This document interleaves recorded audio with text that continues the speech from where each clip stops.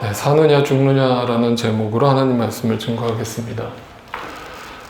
인생이 무엇이냐라고 참 많은 사람들이 인생을 정의하는 그 정의 방식이 있는데, 저는 가장 마음에 드는 삶의 정의라고 한다면 삶은 선택의 연속이다 라는 정의를 참 좋아합니다.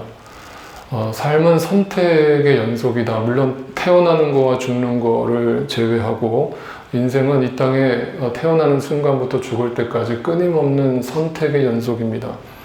심지어 중국집에 가서도 선택을 해야 됩니다. 짬뽕을 먹을까 짜장면을 먹을까. 우리는 많은 경우에 신중하게 또 진지하게 그 선택을 합니다. 왜 그런가 하면 그 선택을 했을 때 나중에 그 선택의 결과를 다른 사람이 아니라 선택을 한 나 자신이 책임져야 하기 때문이죠. 그래서 누구도 그 선택한 것에 대해서 대신 치러줄 수가 없고 내가 선택한 것을 내가 받아들여야 하는 것이죠.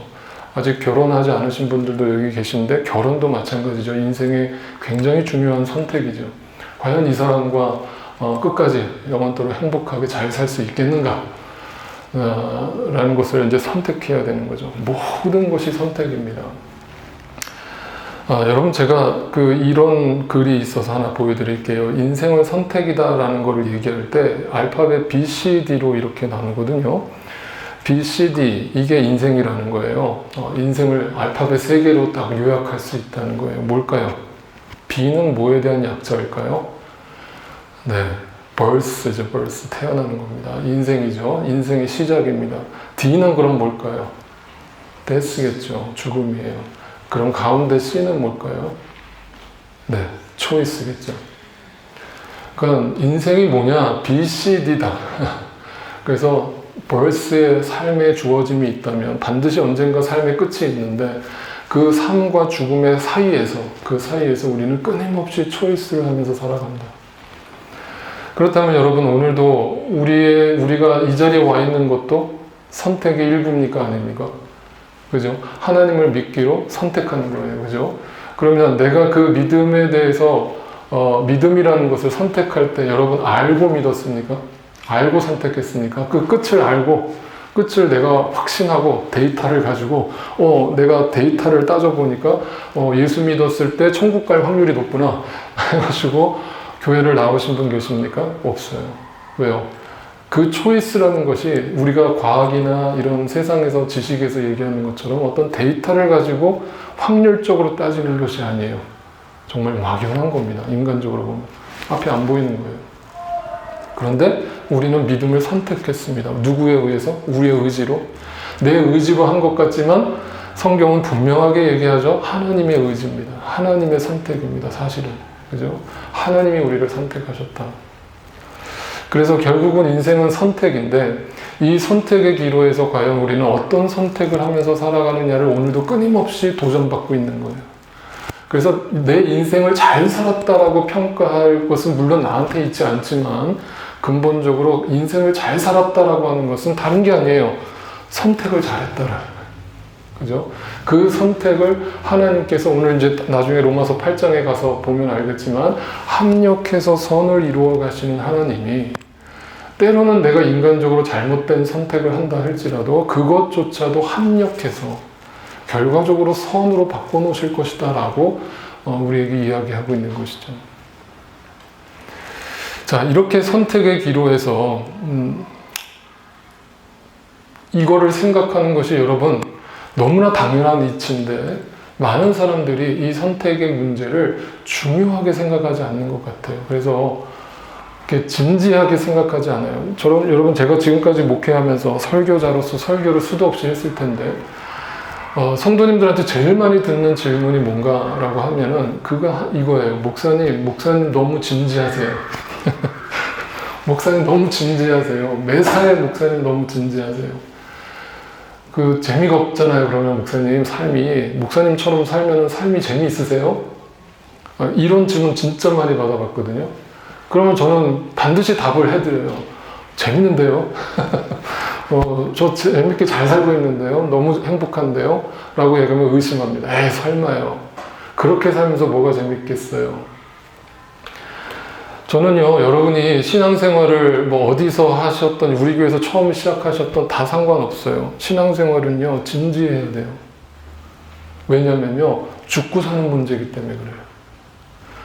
내가 암이 걸렸는데, 암이 걸려서 시한부 인생을 살게 됐는데, 그러면 의사를 결정하고 그 의사의 말을 들을 때 흘려들을 거예요.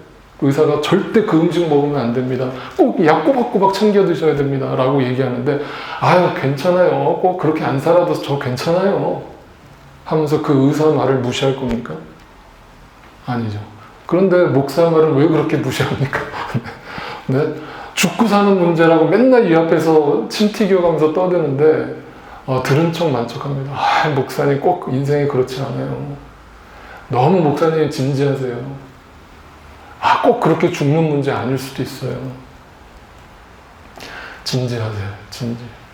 신앙생활은 진지하게 하세요. 네. 말씀도 진지하게 묵상하세요. 그러면 말씀이 다르게 다가올 거예요. 오늘 로마서 15절을 보시면요. 이런 질문이 나와요. 그러면 어떻게 해야 하겠습니까? 우리가 율법 아래 있지 않고 은혜 아래 있다고 해서 마음 놓고 죄를 짓자는 말입니까? 그럴 수 없습니다. 자, 어떻게 해야 하겠습니까? 라고 사도 바울이 질문을 던졌어요. 근데 이 질문의 의미는 뭐냐면요. 그 뒤에 나오는 사람들의 반응 때문이에요. 사람들이 어떻게 반응했냐면 율법 아래 있지 않고 은혜 아래 있다라고 목사님이 설교하시니까 그러면 이제 마음 놓고 살아도 되겠네요. 나 구원 받았으니까. 나 천국 백성 됐으니까. 이제 조금 죄 짓고 조금 타협하면서 살아도 그게 그렇게 큰 문제가 되진 않겠죠. 철회되는 거 아니죠. 그러니까 이건 이렇게 대답하는 사람이 있다면요. 신앙에 대한 그 사람의 자세는 뭘까요? 가벼움이에요. 가벼움. 신앙생활을 깊이 생각하지 않는 거예요. 그냥 목사들이 이 앞에서 강대상에서 전해주는 그 말만 듣고 그냥 교회 와서 사람 만나는 게 좋아서 교회 다니는 거예요. 사도 바울이 어떻게 해야 되겠습니까? 라고 진지하게 한 단계, 한 걸음 더 들어갔어요. 생각하지 않으려는 그 성도들한테 생각 좀 해봅시다. 여러분 진짜 믿는다는 게 뭡니까? 여러분 구원받았다는 게 뭡니까? 그럴 수 없습니다. 앞으로 예수 믿기 전과 후가 똑같을 수 없습니다. 여전히 삶과 적당히 타협하면서 살 수 없습니다. 달라져야 합니다. 그럴 수 없습니다. 라고 한 단계 훅 들어갔어요. 목사님 적당히 살아도 되는데요. 그 부자 청년처럼 부주인을 섬기고 살아도 되는데요. 절대 안 됩니다. 이렇게 얘기를 하니까 16절에 또 이렇게 반응합니다. 그 디테일하게 이제 생각해 보라고, 진지하게 생각해 보라고 사도 바울이 한 걸음 더 들어갔어요. 구원받은 것이 과연 무엇입니까? 이 말의 뜻은 진지하게 생각해 봅시다의 의미가 있는 거예요. 잘 들어보세요. 여러분이 아무에게나 자기를 종으로 내맡겨서 복종한다면 여러분은 여러분이 복종하는 그 사람의 종이 되는 것을 알지 못합니까? 여러분은 죄의 종이 되어서 죽음에 이르거나 아니면 순종의 종이 되어 의에 이르거나 하는 것입니다. 라고 설명을 해줬어요. 예수 믿는다는 것이 무엇이냐라고 물었을 때 이렇게 구체적으로 설명을 해줬어요. 근데 이 말의 의미가 뭔가 잘 생각해 보세요. 여기서 중요한 단어가 있는데요. 종이라는 단어예요. 종.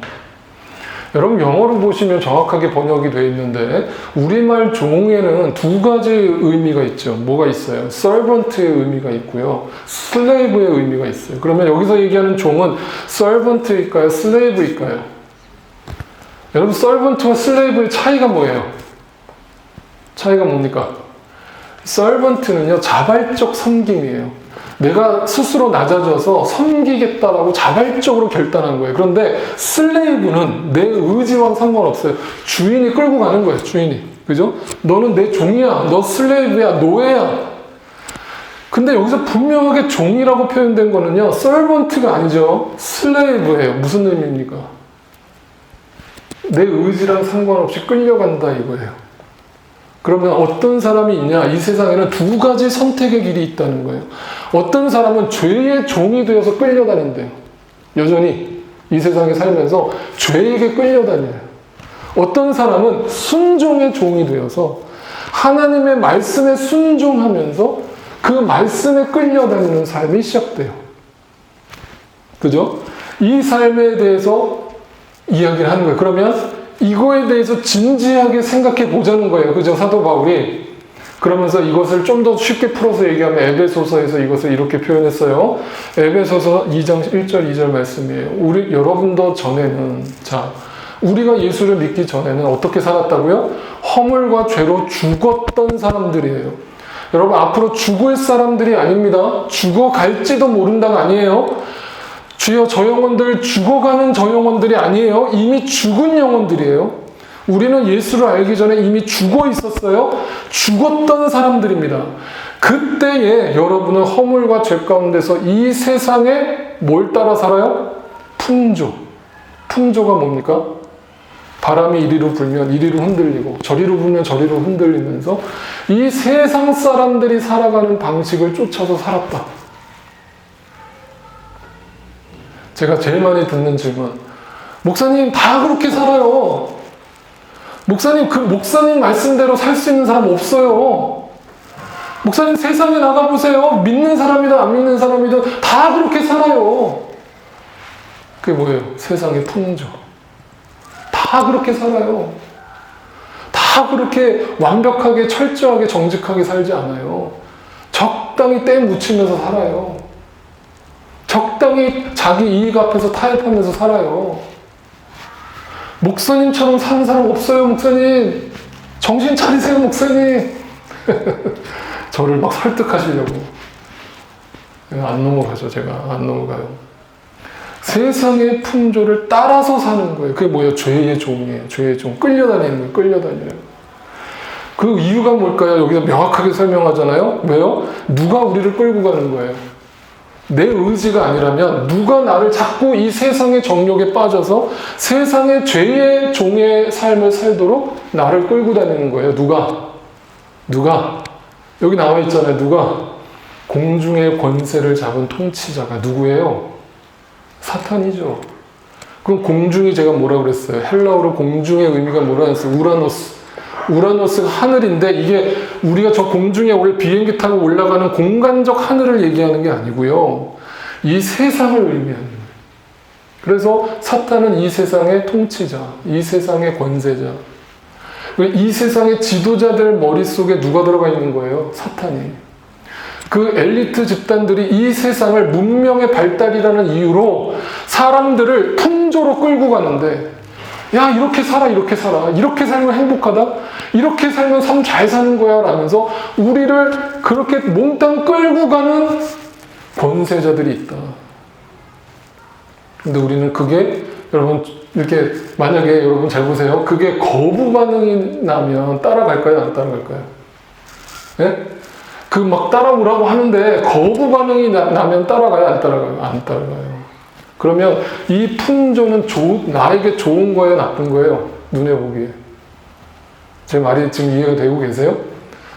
아주 쉬운 예를 드릴게요. 여러분 선악과 사건을 기억하시죠? 뱀이 하와를 유혹할 때에 뭐라고 유혹합니까? 먹어도 된다? 먹지 마라. 네? 대답해 보세요. 먹어도 된다? 먹지 마라. 먹어도 된다. 하나님 말씀은 너 먹으면 죽는다. 반드시 죽는다. 절대로 건들지 마라. 쳐다도 보지 마라. 먹지 마라. 사탄, 괜찮아. 먹어봐. 이거 먹어도 돼. 너한테 좋아. Good for you. 너한테 좋은 거야. 다 그렇게 해. 너만 유별나게 그렇게 믿는 척 하지 마. 우리에게 좋은 걸 갖고 유혹하는 거야. 다 그렇게 살아. 하나님 말씀은 절대로 그 길을 그렇게 살지 마. 절대로 그럴 수 없어. 예수 믿는 사람 그렇게 살 수 없어. 그런데 우리는 자꾸 따라가요. 그러니까 뭐예요? 여기 불순종의 자식이래요. 제가 죄가 뭐라고 그랬어요? 지난주에? 죄가 뭡니까? 윤리도덕적인 죄를 얘기하는 겁니까? 그것은 1차적인 게 아니라고 그랬죠. 1차적으로 불순종이에요. 누구에 대해서? 하나님에 대해서. 여러분, 자식 키워보신 부모님들 다 이해하실 거예요. 자식에게 때로는 잔소리가 나오죠. 본의 아니게. 근데 부모의 마음에선 잔소리를 애를 괴롭히려고 잔소리합니까? 사랑하기 때문에 잔소리합니까? 유 집사님. 사랑하기 때문이에요. 이거는 뭐 모든 부모에게 물으면 다 동일하게 대답할 거예요. 사랑하기 때문에 잔소리가 나오는 거예요. 근데 관심이 없으면 잔소리 안 해요. 내버려두지. 방치하지. 근데 자녀들은 그 부모의 마음을 이해합니까? 못합니까? 이해해요? 못해요? 잔소리라는 것의 핵심이 뭡니까? 하라예요? 하지 말라예요? 하지 마요. 야, 엄마가 살아봤는데, 너보다 조금 먼저 살아봤는데, 야, 그거 그렇게 살면 너 힘들다. 너 나중에 너 괴로워한다. 너 그것 때문에 실패한다. 그러니까 하지 마, 하지 마. 하지 말라니까, 그렇게 하지 말라니까. 안 들어요. 엄마, 내 인생이야. 간섭하지 마. 아, 내가 살겠다는데 왜 자꾸 엄마가 잔소리야. 잔소리로 들려요. 그런데 좀 머리가 크면 고등학생, 대학생 되면 이제는 부모하고 대화를 합니까? 안 합니까? 물론 부모하고 대화하는 자녀들도 있지요. 근데 대부분 자녀들 보면 부모하고 대화가 단절돼요. 그럼 누구랑 대화합니까? 이제 머리가 컸다고. 네? 선생님? 목사님? 목사님하고 대화하는 거 너무 좋겠는데 저를 안 찾아와요. 그러면 누구랑 대화할까요? 친구예요, 친구. 세상에서 친구가 부모보다 더 좋아요. 왜? 친구는 다 받아주니까. 친구는 절대 하지 말라는 소리 안 해요. 그죠? 물론 하지 말라고 하는 친구도 있어요. 하나 같은 친구도 있어요. 근데 모든 걸 다 오케이, 괜찮아, 네가 하고 싶은 대로 해. 나는 너를 지지해. 난 너 응원해. 아, 네가 하고 싶은 대로 하면서 살아. 인생 한 번밖에 없는데 뭐 그렇게 부모 말에 귀 기울이면서 사니. 네가 하고 싶은 대로 막 살아. 괜찮아. 그러니까 친구가 좋아. 친구한테 가면 그냥 위로가 돼. 다 받아주니까. 부모한테 가면 잔소리만 하니까. 하지마, 하지마. 야, 너 그렇게 하면 안 돼. 여러분, 제가 이 얘기를 왜 하냐면, 불순종의 자식들이라는 이 말의 의미를 설명하기 위해서 제가 드리는 거예요. 하나님 앞에서 똑같아요. 하나님은요, 때로는 우리한테 잔소리 쳐들. 제가 지금 이렇게 설교하지만, 어떤 분들은 목사님 설교하지 마세요. 설교라는 게 되게 부정적인 단어가 되어버렸어요. 설교하지 마, 설교하지 마. 그건 뭐예요? 잔소리로 듣는 거예요, 잔소리. 아, 누가 그렇게 사는 거 몰라서 그렇게 못 살아요, 목사님? 삶이 그렇게 녹록지 않아요. 목사님, 잔소리 좀 그만하세요. 근데 세상에 나가면, 세상 친구들 만나면요, 세상 친구들 괜찮대, 그렇게 살래요. 야, 너 너무 그렇게 빡빡하게 살지 마. 그러니까 뭐예요? 따라서 사는 거예요. 따라서 사는 거예요. 따라 살아요.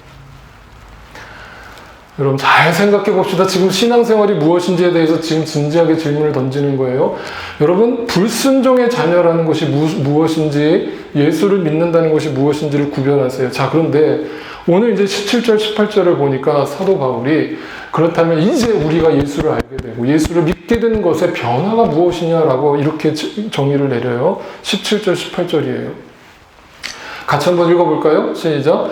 그러나 하나님께 감사하는 것은 여러분이 전에는 죄의 종이었으나 이제 여러분은 전에 받은 교훈의 본에 마음으로부터 순종함으로써 죄에서 해방을 받아서 의의 종이 된 것입니다. 자, 감사라는 단어가 나왔어요. 그러니까 이건 뭐냐면 내 삶의 만족이에요. 내 삶의 만족이요.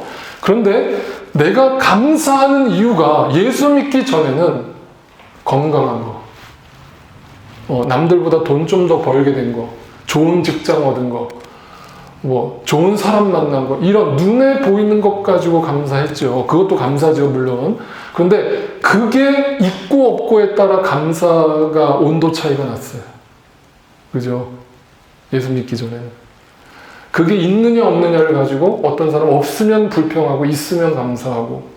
근데 성경이 말하는 감사는요, 뭐라고 얘기하는 거 보세요. 여러분은 전에 받은 교훈의 본이 뭡니까? 그게 뭡니까? 전에 받은 교훈의 본이 뭐예요? 잔소리죠. 여러분은 잔소리를 듣는 거지만 그게 뭐예요? 하나님 말씀이죠. 말씀이에요. 그 말씀에 무엇으로 순종했어요? 억지로? 마음으로 순종했어요. 그러니까 아까는 어쩔 수 없이 끌려가는 것이 아니라 이제는 내가 마음으로 결단하고 순종했어요. 그 말씀대로 살겠다고. 그랬더니 어떤 변화가 일어나요? 죄에서 해방을 받아서 의의 종이 되었다. 자, 종이라는 단어가 또 나왔죠. 뭐예요? 네, 그 의에 의해서 끌려다니는 삶이 시작되었다. 마치 부활하신 예수님이 베드로에게 야, 네가 젊어서는 스스로 떼뛰고 다녔지만 네가 원하는 대로 살았지만 이제는 내가 너의 멱살을 붙들고 끌고 가리니 원치 아니하는 곳으로 끌고 가리니 이제는 너는 나의 종이 된다. 그때부터 베드로의 인생이 180도 달라지잖아요. 그러니까 이 말을 쉽게 얘기하면 신앙생활이라는 것이 뭐냐? 종이 되는 것인데, 의의 종이 되는 것인데, 그 의의 종이 되는 삶이 어떻게 일어났느냐? 이렇게 정리해 말씀이 들려온다. 진지하게 말씀을 묵상했더니, 성령 하나님께 귀를 기울였더니, 비로소 말씀이 잔소리가 아니라 나를 살리는 말씀으로 들려온다. 말씀이 보인다. 말씀에 눈이 뜨였다. 그래서 내 안에 자발적인 변화가 일어나는데 마음으로 순종이 일어난다. 하나님의 말씀이 거북스러운 것이 아니라 부담스러운 것이 아니라 자발적 순종이 일어난다. 그럴 때 어떤 변화가 일어나요? 말씀의 지배를 받는다. 자, 처음에는 내가 말씀을 해석해요. 처음에는 내가 말씀을 묵상해요. 제가 분명히 여러분 이 말을 기억하세요. 그런데 언젠가 여러분의 신앙의 눈이 완전히 뜨이는 날, 그 말씀이 나를 사로잡아버리는 그 순간에 도달하게 될 거예요. 그게 진짜 믿음이에요. 더 이상 말씀을 묵상하는 게 힘들고 괴로운 게 아니라 말씀을 묵상하는 게 즐겁고요. 그 말씀이 나를 온전히 지배하는 걸 경험해요. 그때 우리는 의의 종이 되었다라고 확신하는 거예요. 근데 여전히 교회를 다니면서도 예수를 믿는다고 하면서도 아까 얘기했듯이 죄의 종에 끌려다니는 삶이 있어요. 그래 놓고 교회 오면 막 패배자의 모습을 갖고 막 저 세상에서 찌들 대로 찌든 모습으로 와가지고 아무 기대감 없이 앉아있을 때 대놓고 얘기는 안 하지만 마음속으로 주여 저 영혼 긍휼히 여겨주소서. 저 마음의 영혼의 눈을 뜨게 하소서. 주님 말씀에 순종하는 그 믿음을 허락하소서. 이 기도가 나와요. 네. 그래서 여러분 완전히 지배당하는 것, 말씀에 지배당하는 여러분 삶 가운데 일어나게 되기를 주님의 이름으로 축복합니다. 여러분 말씀에 지배당한다는 건 무슨 의미일까요? 한 단계 더 들어가 봅시다. 말씀에 지배당하는 삶이 뭘까요? 여러분 신앙은 생각하는 거예요? 진지한 거예요? 생각해 보세요. 말씀에 지배당한다는 게 뭘까요? 그 전에는 죄에 지배당했기 때문에 내 머릿속에 들어가 있는 것이 이 세상의 풍조로 가득하단 말이에요. 사람들이 먹고 사는 방식이 내 머릿속에 가득했단 말이에요. 그게 내 가치관을 형성했단 말이에요.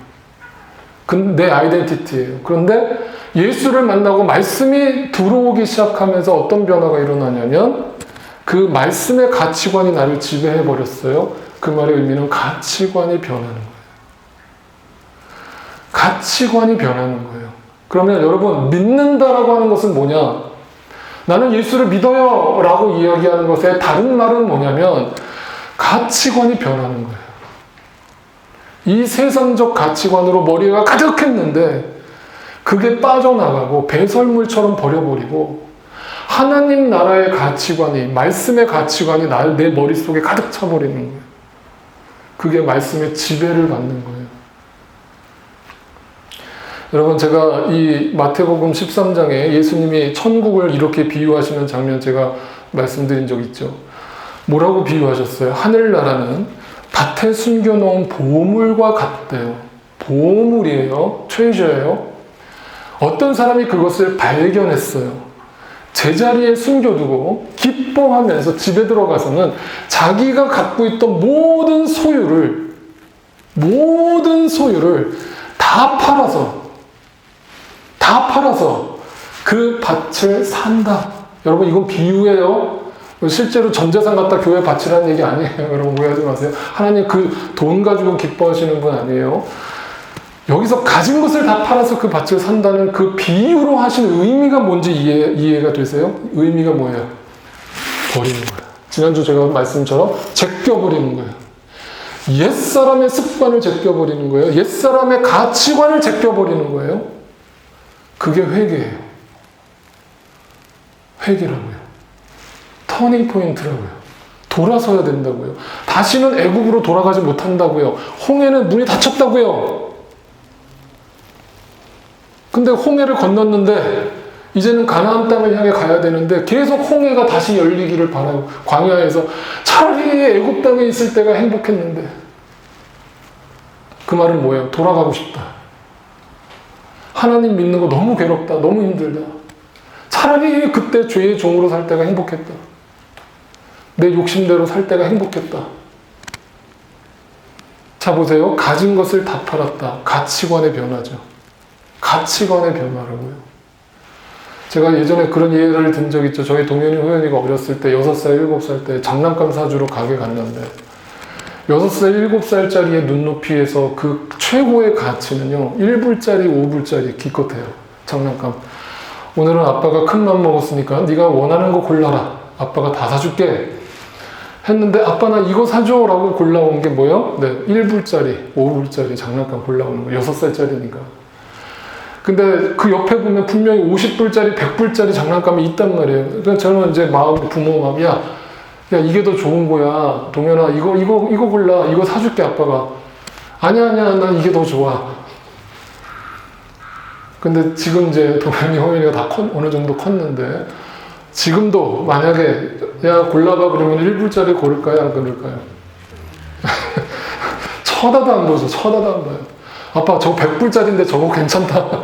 아빠, 저거 꽤 쓸만할 것 같은데? 와, 저거 멋있는데, 아빠?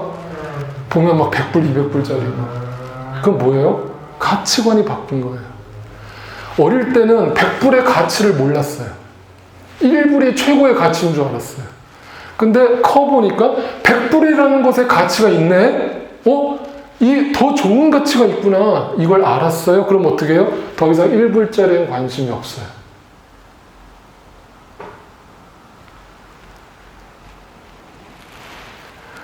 가진 것을 다 팔아서 밭을 샀다. 왜?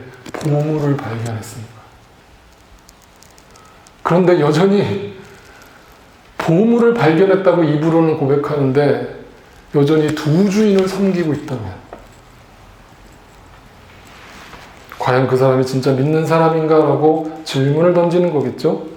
그러면서 이렇게 얘기하는 거예요. 사도 바울이 오늘 본문을 보면 자, 여러분 예수 믿는다는 게 이런 겁니다. 이렇게 변화가 따라야 합니다. 성화의 삶이 따라야 합니다. 그런데 사람들이 알아들어야 못 알아들을까요? 네, 딱 바로 알아듣고 맞습니다. 바울 선생님 말이 맞습니다 하면서 우리가 회개합니다 하면서 변화가 일어났을까요? 아니요. 못 알아들어요. 그러니까 사도 바울이 이렇게 얘기합니다. 쐐기를 박아요. 19절 오늘 본문 19절을 보세요. 여러분이 죄의 종일 때에 여러분이 지금까지 예수 믿기 전에 죄의 종으로 살아오셨는데 20대이든 30대이든 40대이든 나이랑 상관없이 지금까지 여러분이 죄의 종으로 세상의 풍조를 따라 살았는데 그 열매가 뭡니까? 여러분 도대체 무슨 열매를 거뒀습니까? 라고 묻는 거예요. 이제 와서 여러분이 그러한 생활을 부끄러워하지만은 그 부끄러워하게 된 것이 감사한 것이고 은혜인데 만약에 여러분이 그걸 부끄러워하지 않았다면 여러분의 삶의 끝은 뭐냐면 죽음입니다. 그것으로 끝납니다. 허무합니다. 공허합니다. 전도서의 솔로몬의 고백처럼 헛되고 열매가 무엇입니까? 지금까지 여러분이 죄의 종으로 살아왔던 것에 대한 열매를 생각해 보세요라고 사도 바울이 도전을 하는 거예요. 그러면서 23절 마지막 구절에 이렇게 유명한 구절이죠. 한번 같이 읽어요. 시작. 죄의 삭은 죽음이요 하나님의 생물은 우리 주 예수 그리스도 안에서 누리는 영원한 생명입니다. 보세요. 삭시라는 단어가 등장했는데 이게 뭡니까? 삭시라는 게 뭐예요?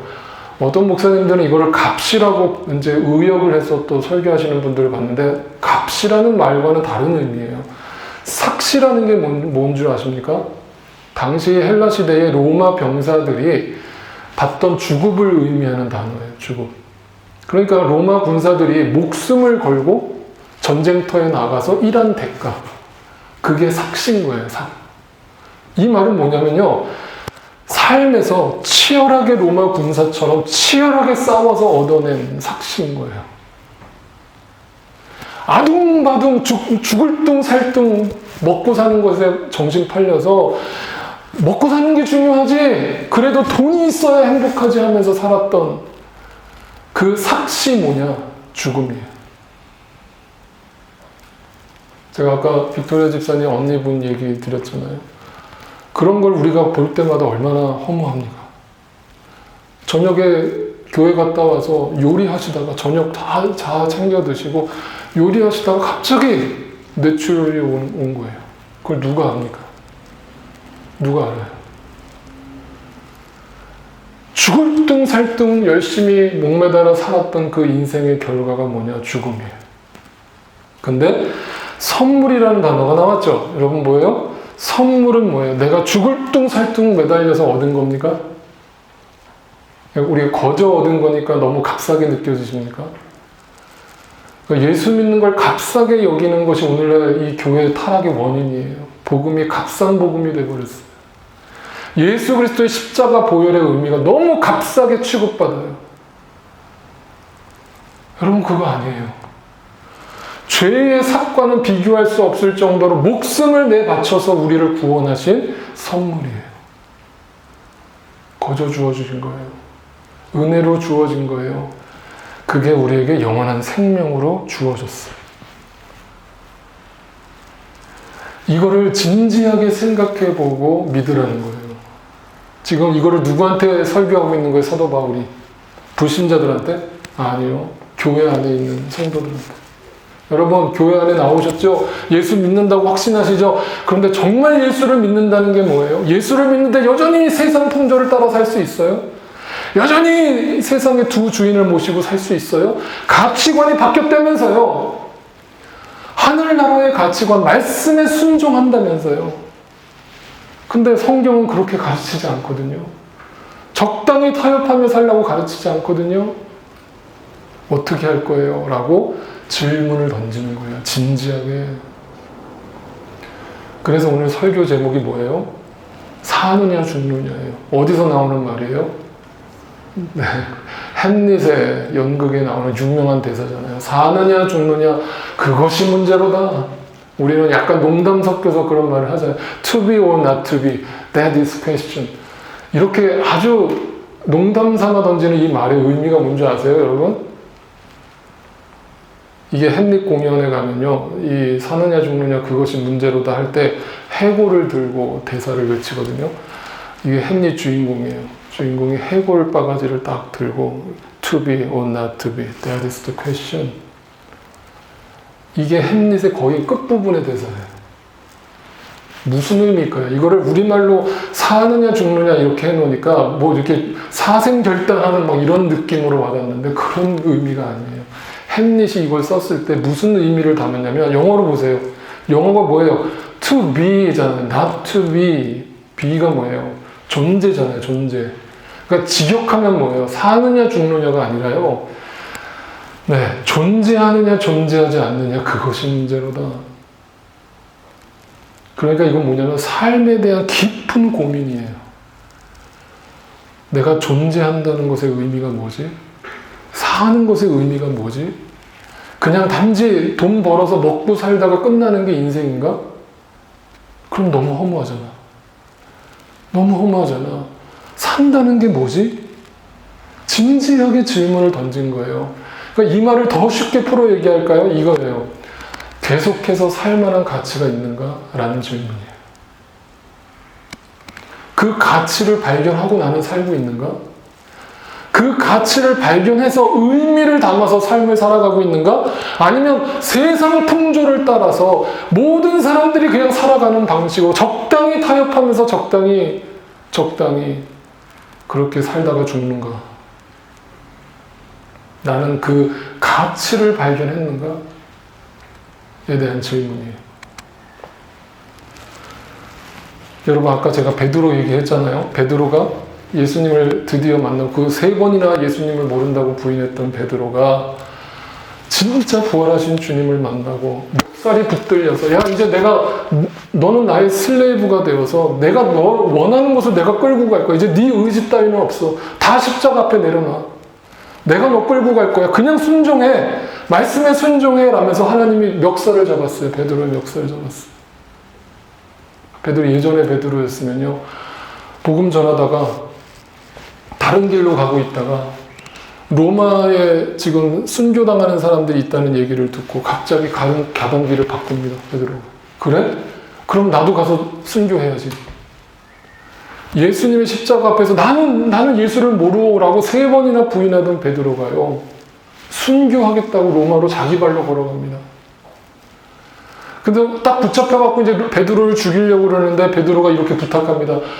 여러분, 로마 군병, 나 한 가지만 부탁해도 될까요? 뭔데? 얘기해봐. 뭐, 가족 살려달라고?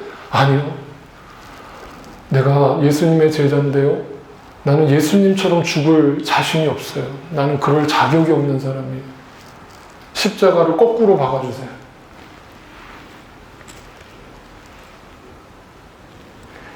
이 마사초라고 하는 유명한 화가의 베드로의 십자가 죽음이라고 하는 그림이에요. 이 마사초의 그림의 영향을 받아서 미켈란젤로 같은, 레오나르도 다빈치 같은 사람들이 이 영향을 받아서 성화를 그리기 시작했어요. 마사초가 26살에 죽었거든요. 죽기 2년 전에 이 그림을 그렸어요. 어떤 걸 생각하고 그렸을까요? 베드로의 죽음. 베드로, 자기 의지가 강해서 예수를 순간순간 부인하면서 살던 베드로.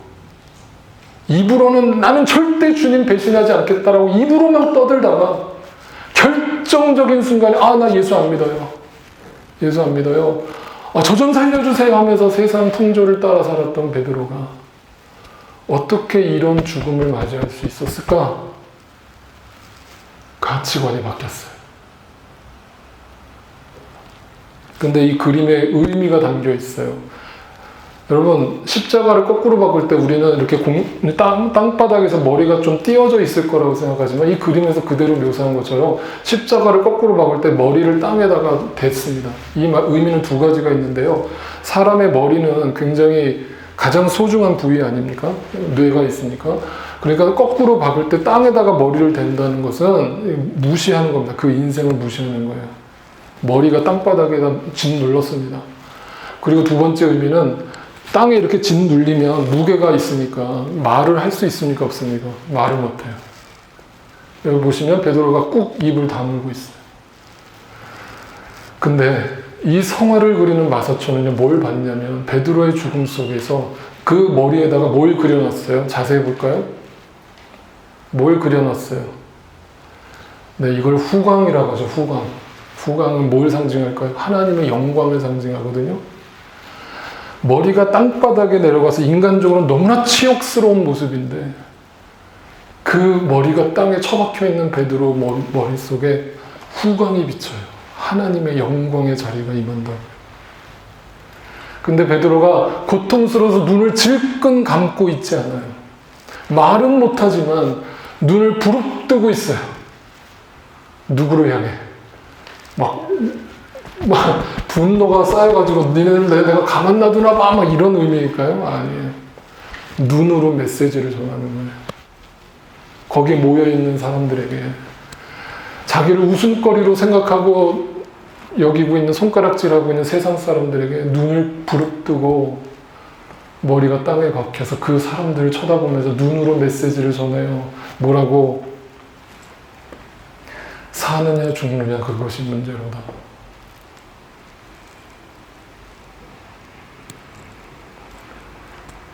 당신들은 삶의 가치를 발견했는가?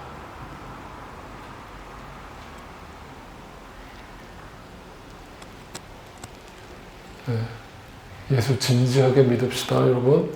예수 진지하게 믿고 말씀에 눈이 열리고 그 말씀에 순종하며 나아갈 때 죄의 종이 아니라 내 의지와 상관없는 의의 종의 삶이 내 삶 가운데 열매 맺어갈 줄로 분명히 믿습니다. 우리가 다 주님 앞에 이렇게 이 가치관을 가지고 끝까지 이 길을 걷게 되는 저와 여러분의 삶이 되시기를 주님의 이름으로 축복합니다. 네, 함께 찬양 드리겠습니다.